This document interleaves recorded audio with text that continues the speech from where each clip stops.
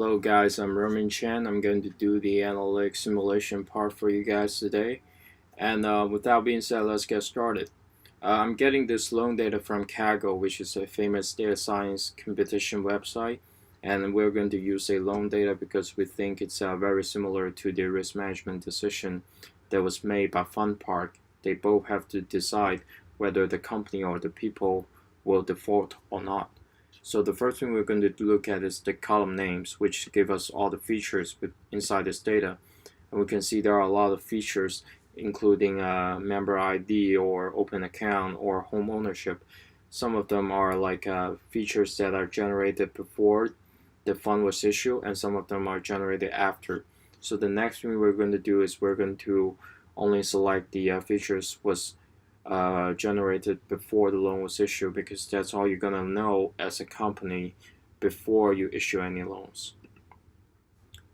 So right now we can see there are still some features, and we're going to do some data cleaning to remove all the NA values.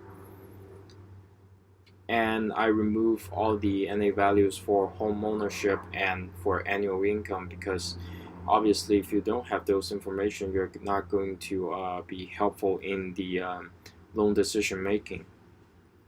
And the next thing I'm going to do is do a little bit of EDA. You can see there are still a lot of current opening loans and a few charged off. Most of them are fully paid.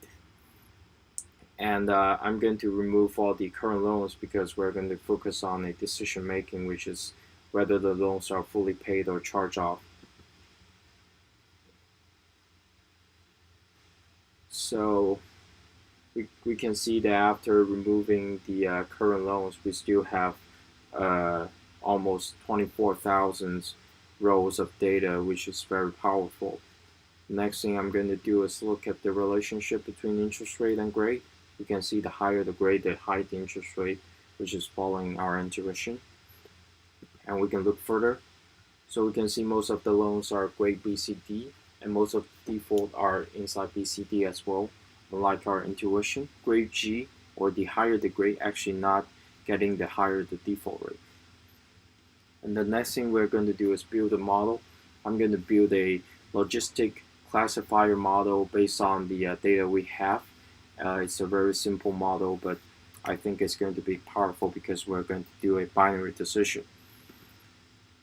Okay, right now we're fitting the model. By binary decision, I mean it's actually we're going to classify the decision into 0 and 1, 0 for charged off or default, 1 for fully paid off.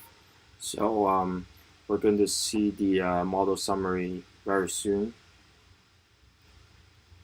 And the next thing we're going to do is predict, which means that we're going to predict our train model into the testing data set. And it's more waiting. We can see there are different threshold and different accuracy. I'm going to plot that for you so you can see the relationship between sensitivity and specificity. And the optimal threshold for me is 0.3, and we should see how it performs. And this is the confusion matrix and the AUC curve. The AUC gave us 0.7, which is not bad, or we can say very good, because a company, if have a 0.7 accuracy in making a loan decision, can think it's very reliable. Okay, that's the end of my presentation. Thank you.